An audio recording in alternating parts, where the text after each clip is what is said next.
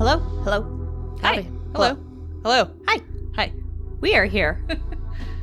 Hi. Together. Here. To talk about the new film Dune. Maybe you've heard of it. Ooh. Haley, you are in charge of saying the director's name. Denis Villeneuve. Good job. He's Canadian, I believe, French Canadian. Yes. He also directed Arrival and Blade Runner 2049. Man knows how to make a big world. Nice. Good at that sci-fi. Denny. Yeah. I unfortunately had to watch this on HBO Max because I couldn't wait. Same. I watched it on a tiny screen with a bunch of people talking. And I heard that in the theaters, though, it was just so loud because of Hans Zimmer's score, because he's the guy that did Interstellar, which is also very loud. Uh-huh. Oh, I didn't find that it was necessarily loud, but I sometimes was distracted by the music. I was like, really, this is the sound we're going with right now. Did you like the space bagpipes? I loved definitely thought to myself in the year, what was it, 10,901 or something? I was like, so we're still doing the okay. If you can have a man named Duncan Idaho, then I guess you can have some bagpipes. Well, and in the vastness of space and the desert, bagpipes will carry. So Duncan, Idaho, Paula, New Mexico. Paul, Jessica. That's like our running joke with Kevin Lannister. Uncle Kevin. Cersei. Oh, no. Cersei, yeah. Yeah. It's like Daenerys Targaryen. I would like you to meet Kevin. So I want to talk about the shirts. We did a shirt giveaway and we had people sign up. Thank you to everybody who signed up. And so we did a random number generator and we decided to give away 2 because we're just very generous. And so we sent shirts with our logo on them to our nice friends Emmanuel and Juan, who are our friends from Twitter. And Juan is a longtime listener and Emmanuel is a new but very nice listener. So thank you both for listening, and thanks to everybody for listening and for entering the shirt giveaway. So we made a little online store on bonfire.com where you can buy shirts if you want to. They're priced just a little bit over cost. And the profit will be donated to the Women's Prison Book Project. So if you're interested in buying one, the website is bonfire.com/Hugo-girl if you're interested in getting a shirt for yourself. And when I did the shirt sign up, I had a couple questions in there to try to weed out the weird robots and people who enter every kind of giveaway. And one of them was, where did you hear about us? And I would say like 10 out of 13 people heard about us from Hugo's There. So just want to say thank you to Seth from Hugo's There for sending people our way and being a supportive, nice podcast friend. I'll just add, you don't have to stop with yourself if you want to buy a shirt. Buy a shirt for your mom. Buy a shirt for your brother. Buy a shirt for your kid. For your landlady. Yeah, for your landlady or your tailor. Yeah, we don't have any trousers, but I guess maybe your notary public. Maybe we can make some Hugo Girl sweatpants or something, and then you could get a shirt and trousers. I just had the best merch idea. We make sweatpants and down the sides it just says Notary Public or shirt and trousers or shirt and trousers. Yeah. Okay. Shirt and trousers. Yeah, that was the joke I was making. And you're like, actual right over shirt my and actual trousers. Went right over my head. Yeah, I was like, why have we jumped to Notary Public pants? But Kevin and I are both notaries public by trade, so we could wear those truthfully. Yeah, you could. Yeah. I was thinking other Hugo Girl merch that I think about sometimes. Stickers that say, Dune is very important to men. Classic Hugo Girl. Oh, yeah. If you haven't listened to our Dune episode, a review of the book, it's a goodie. So this would pair well. This episode would pair well with that one. Yes. This would be a little sidecar to that one. All right. Thanks for that diversion, everybody. Back to the movie? Mm-hmm. Movie. All right. I think it was Lori that said recently she's very tired of Sunflare Chani. Yeah, I just was like, dude. I mean, he's just like always the same view. Like, there's her hair. She turns around 3/4 view, lens flare, rays of sunlight, and the bloody hand. Yep. And I was like, I get it. I get it, Paul. You really like her. She's so pretty. She's so pretty. It's Zendaya.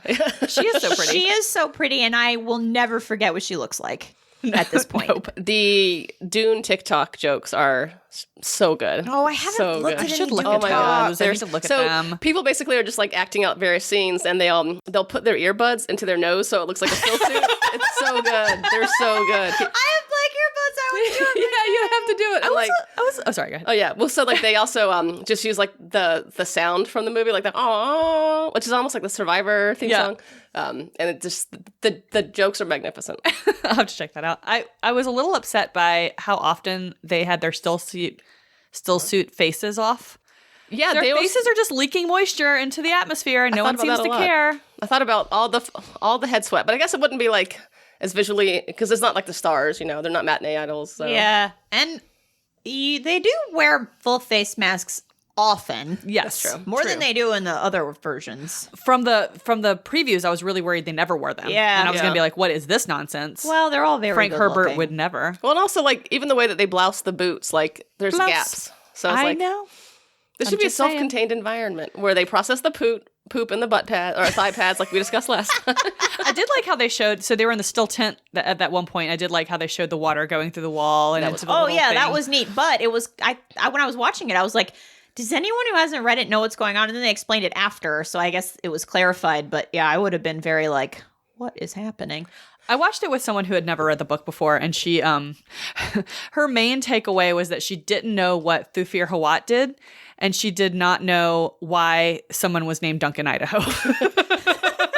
I had to go back and refresh myself on a lot from Dune. Thufir Hawat was great. I've got a little so bit about him well later. cast. Yeah. I was very surprised by the absence of the Mentats in the movie. I wonder if they're going to get more time in the second one. Plus, like, they couldn't do like a blow by blow because it was already very fucking long.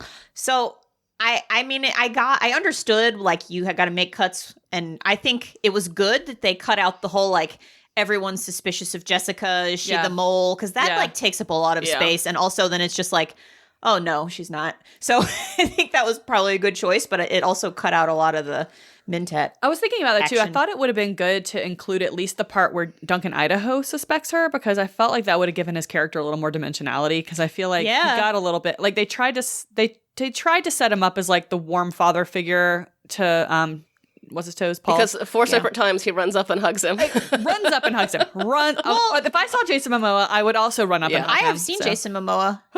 Kevin and I walked by the Earl one night walking the dogs, and he was out there on the sidewalk. And that was back when he was Khal Drogo. Mm-hmm. But I don't know if I knew who he was, but I was kind of like, oh, he's tall. I think I just like. Is he handsome or is he just tall? He's handsome. And tall. Well, He cannot act. I think he's Ooh, handsome. he with- cannot act. He's primarily beard handsome. Yes, true. But he does had not a look beard the when I same. saw him, Yeah. and I'm sort of mad at myself for like not appreciating The moment. the moment I was having. Do you know who's both beard handsome and not beard handsome? Kevin. Oscar Isaac. Yes, that's correct. But also Kevin. I read something really fascinating. So GQ, and we can put it in the show notes. Took like 30 different shots from the movie, like stills, and then like explained what was going on in it for like. Oh yeah, I wanted to watch that. Yeah. Well, so it's just like screenshots. So, but like I put it in the group chat. But fascinating. So they had to cut so much, obviously, because it's a 1,000,000-page book. But one of the biggest parts of the book that they cut was like all the talk about ecological preservation, which is weird that they cut it now when like climate change is staring down the barrel at us. Like I felt like they cut that and they changed Liet Kynes' character enough that I felt like that gutted a pretty important part of the book. Yeah, but that I was a get lady, it though. wouldn't have played very well on the movie, so I get it. But like, I was a little upset. Well, it'll be interesting too because Liet is Chani's dad in the book. I know now she's her aunt. I guess. Yeah. Oh, I assumed she was her mom. She said she got her chrysanite from her aunt, so I'm thinking that that'll end up being her. Oh. But that's an assumption. Huh. I don't know. I didn't even notice that. Huh. I don't know any of the plot details in the movie, but I thought it was very pretty, and It was. And even though and if you recall to the book episode, I do not like the book, but the world fantastic, and Denis Villeneuve made such a great movie out of it. It was beautiful. I liked the ships a lot. ships. The ships were great. Ornithopters? Is that what they're called? Yes. Ornithopters. They were so Gyrocopters? cool. I was so happy. They were ornithopters. I was so that's right, happy. I liked how they were Thopters. like big dragonflies with these very fast flappy wings. I thought they were so cool looking. They were so cool. And then like the action scenes were really cool too. One thing though I did think was because I'm so familiar with the story that like the suspense was lost on me because I knew who's going to die and who's not going to die and that's who might come back from the dead. Whoa. But so like there were these battle scenes that I sort of envied a person who was like coming to it new. But then I also wondered if someone coming to it new would have any idea what was going on. No. I think the broad strokes were clear. Yeah. I just have no way of knowing. I just feel like I know the story too well. And so now I just, like, I couldn't tell you. But I enjoyed it. I thought it was a good movie. Oh, it's a I great didn't movie. get bored. Yeah. And we saw it starting at like 8:45 p.m. on a school night. I would have been asleep. Yeah. And I didn't even get any candy or nothing from I know. Buddy. I know. I wanted to go back and get some M&Ms. And then the movie started and I didn't want to miss anything. And I used my one break to go to the bathroom. And I don't like to go to the bathroom at the Plaza because it's like a historic theater and it feels haunted in there. And I am not kidding. I felt like someone tapped me on the shoulder when I was in there last week. It was scary. Why didn't you tell anybody? About the ghost? Yeah. I told Kevin.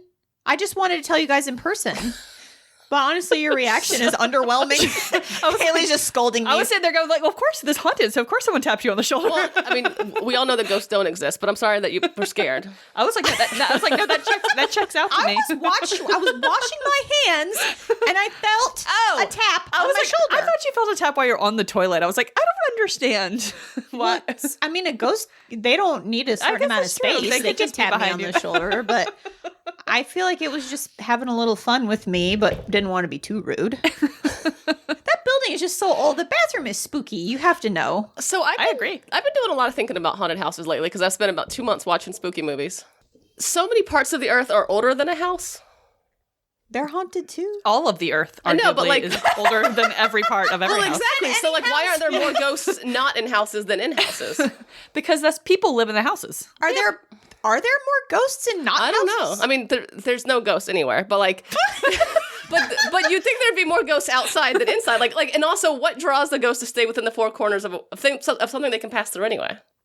Well, the experience that they had within the building.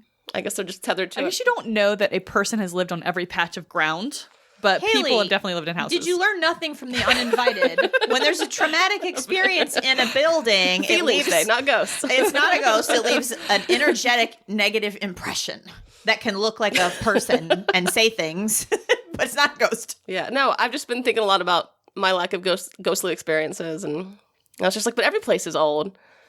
That's true. That's true. Every place is old. That's true. I mean, I think there are just certain circumstances where it's easier to notice them. Yeah, I guess that's true. It's easier for them to get our attention. Like, I think there'd be a lot of ghosts on, like, highway medians. But there's not. Well, there are women walking down the highways and, like, flagging down cars for a ride and then killing the drivers. Yeah, Woman in white. Y'all obviously haven't watched Supernatural. You know that where there's no ghosts? Dune. Yeah, it doesn't seem like it. Frank Herbert definitely would have told us. You wrap them up and you put them in the thing to get their juice out, and then they become little shriveled raisins, I guess. I don't know.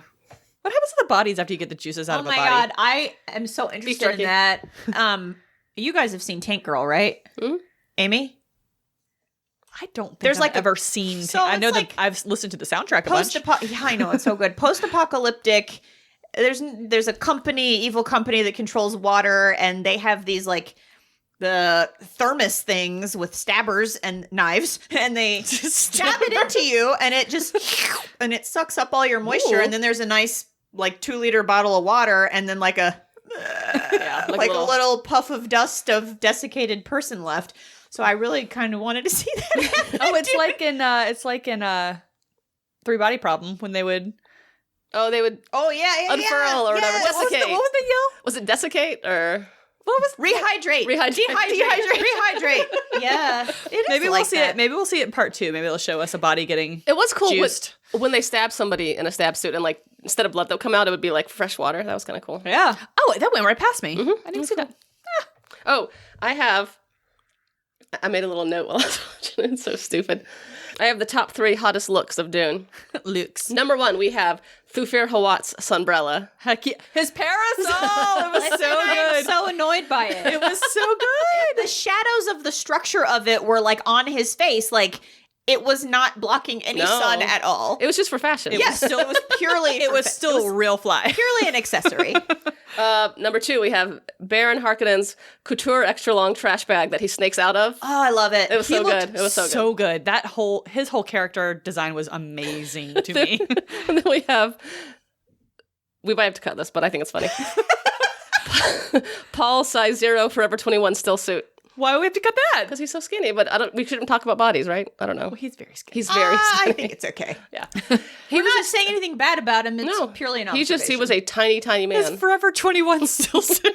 Because it's like cinched at the waist and it's just so skinny. I like almost started laughing out loud when he was walking along the coast in Caledon, because I think that was like one of the first stills that came out from Dune. Oh, yeah, and I was like, look at that waistline. The coat is beautiful. He is snatched. Yes. Hugo Boss did a good job. Did y'all notice that at one point Jessica looks up at Paul and says something happens, and she looks up at Paul, she goes, "That was insane." And to me that sounded so weird. It was very jarring. It was saying so LOL. strange. Yes, it was so strange. There was another one of those too. Somebody, I think it might even been her, also said something else at one point that was just like, that sounds very 2021. I completely agree with you.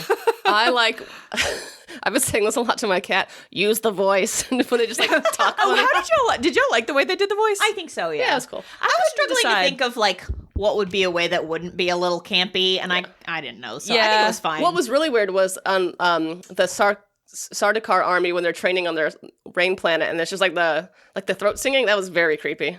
Oh yeah, and the upside down crucifixion. That was good. Oh God, that must have been when I got tapped on the shoulder by the ghost in the bathroom.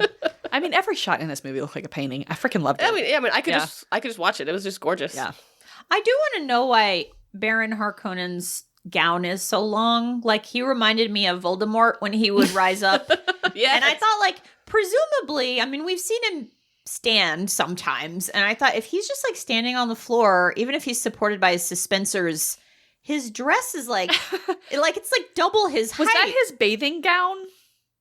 Or was he always wearing that? He lifted up from a conference table in a dress that was twice you're right. And he had like red things along his spine. Those are his suspensors. So, he uses the suspensor system to like hold him up, so he's got like his own little anti-gravity thing. And I could never really picture what it looked like in the books. Yeah. And in my head, it was almost like a marionette or like a lawn chair that was like it looked goofy, and I really liked how they interpreted it. I thought it was like, like a metal frame structure kind of. And I thought it looked so cool. I thought they did a really good job with that. Agreed. I have a soap stuff. Oh, yeah. Awesome. Dr. Yui doing the whole tooth exchange thing in the hall while the Harkonnen henchmen were like running by like I missed that half a castle block away was so funny. And I never thought, like, whenever I read it, I was like, yeah, okay, he put a poison tooth in his mouth. Like, that's fine. It never was something that was, like, ridiculous to me. Because, like, the whole, like, spy idea of, like, a poison tooth is, like, a thing, that's, like, a trope or whatever. And maybe it's a real thing. It's more for suicide than, like, to hurt other people as well. Right. But I got it in the book. Yeah. And then when I saw Dr. Yui, like, crouched down, holding this fake tooth, and he's like, I'm about to pull your tooth out, put a poison one in. I almost started laughing out loud. I was like, holy moly, that is Days of Our Lives. They should have just, like, couldn't you just put a little cap on it or something? Yeah. Like, why's it gotta be a whole ass tooth? Whole tooth, your whole root and everything have to come out. So funny to me. I thought that was just like, I was struggling not to start laughing. That went immediately past me because I think the very next scene was Oscar Isaac. When you had to, if you were me, you were like, I feel like I shouldn't appreciate his beauty while he's immobilized and being tortured. I was respectfully looking. Yeah, I just felt like, is it impolite of me to be like, heavens, what a good-looking man with or without a beard. And his beard is glorious in that movie. It is glorious. It is salty. It is peppery. It is well-seasoned. Patriarch. Leto Atreides. A patriarch, I'd like to, Mm-hmm. I was just completely stunned by Lady Jessica on every scene. She's so beautiful. She really carries and, like, the movie. vulnerable and, like... she's amazing. Yeah. That whole scene where young Paul is facing the Gom Jabbar and she's outside and just falling apart. It was so good. Yeah, I just got chills thinking about it. I do wish they would have, like, there's one part in the scene where he says, I should have married you. Like, I wish they'd gotten a little bit more into their relationship. But... Oh, that was the person who hadn't read it. That was one other question she had. She doesn't understand the relationship between the Bene Gesserit woman and the Duke. Like, she doesn't understand how she got there or anything. Elaborate on it in part 2. They might. She will be having the baby, presumably, so there may be more exploration of They're that. also making a whole series about the Bene Gesserit, which I'm very excited about. I know, TV show series, right? What's it going to be on? I think it's one of them. One of them's. Isn't it called the Bene Gesserit? Something like that. The Bene and the Gesserit. The sisterhood or something. It's got like a very concrete name. Also, though, Dune is a very concrete name, so I guess that is on theme. I would name it. Oh, God. Don't Arrakis and tell. No. It's got to be a rom-com because it's about the Bene Gesserit. They're like the Golden Girls with powers. I quit. I just quit the podcast. Don't Arrakis and tell. That's such a good joke. Did you just think of that just now? I just thought about that. This is all I do. This is why she's a copy. That's true. Kids. That's why they pay me. What else did I like about this? It was pleasant to watch. Yeah. Okay, better or worse than the David Lynch version? I would say just different. So yeah, same. He managed to do this well without any camp, whereas the David Lynch one just didn't have enough money to do it on the scope that it deserves, I think. Yeah. So Kevin made a very good point that David Lynch's version has a pug and this version has no pugs. It also has Patrick Stewart. It is not as good as a result. Yeah. You're right. It also has a young Kyle MacLachlan. I loved the Holtzman shields are better, I think, because you look like Gumby when you're in the David Lynch one, and then when you're in the new one, you just look like you're a sci-fi guy. I gotta say, I was real skeptical of Timothée Chalamet in this. Like, I was skeptical going in, but I thought he did a great job. Yeah, he was fine. Like he was fine. He walked a good line between brattiness of Paul and like, Moab Deeb bullcrap, but like I don't know. I thought that Gom Jabbar scene was really good. Yeah, and Kyle MacLachlan was way too old to pass for anything. Yeah. I mean, like Timothée Chalamet's 24, 25, right. But like he looks like a child. Kyle MacLachlan just looked like a man in like his early 20s. And he has parents that are roughly 17 years older than him. Yeah. I did hope that Paul would be a little more human in this movie, and I think he was not. Mm-hmm. But that's the character, though. I mean, the character by the end of the movie is like, my baby died, but we'll make another one and give it the same name. So, like, I guess that would be like a significant departure from the source material. But at the beginning of the book, I hope they do depart from that, make it just like a normal book. Well, when he was sitting at the breakfast table with Jessica in like the very early part when they were still in Caledon, and she told him to use the voice to order her to hand him the glass of water, and he goes, "I just woke up." Yeah, and I was like, "Oh, like he's a teenage boy." There he is. But then he was immediately like book Paul, and he was, just very aloof and lofty. But like also, I don't know, he did just get like very, very traumatized. And also that's the source material. So it's fine. Yeah. But I just was like hoping to connect with him a little more than I ever did reading the book. I agree. I think he was a little bit lofty and cold, like, from the beginning. I do think there was a difference between how he was portrayed before and after Gom Jabbar scene. Yeah, for sure. Like he definitely changes after that, which I thought was... Mm-hmm, that was part of the reason I ended up liking Timothée Chalamet. Yeah, I mean, I don't think it's like any fault of his that Paul is not different. It's the source material. They wrote it true to the book. I think this movie is very true to the book and very well done. Definitely. I just, I wanna like Paul more, but he's just like not. He's not a bad guy. He's like a very special boy. But you know something I will say too, like that's a thing that I have complained about a lot recently, where I'm just like so over special teenagers, especially special white teenagers.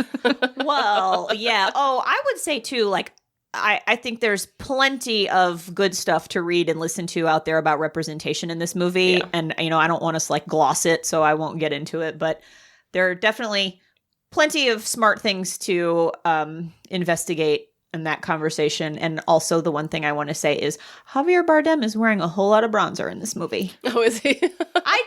When I saw Stilgar, I was like, well, that looks like Javier Bardem, but I was like, but surely it's not. And like, then where's the line? Yeah, afterwards, I said, Kevin, who played Stilgar? And he's like, Javier Bardem. I was like, you are kidding me. And then I Googled Javier Bardem just to make sure. He does not look like that. And I was like, there is a lot of bronzer on that man. And I'll just leave it at that and say, go listen to the thoughts of North African and Middle Eastern people about that.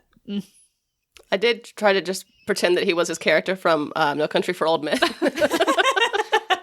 A notably paler person. Yeah. Right. What do y'all think of the worms? Buttholes. Man, they just can't not look like a butthole. They look like a butthole. Even when they're like the best executed sandworm is a big, scary, furry butthole. Weirdly furry. Well, that's why I think I want all Dune sandworms to be the sandworms from Beetlejuice, and it's just not. I want them to all be the sandworms from Tremors. Oh, even better. The sandworms from Beetlejuice is like what I always imagined. Yeah, they're just creepier. But they're like the circular hole with like baleen butthole hair is like.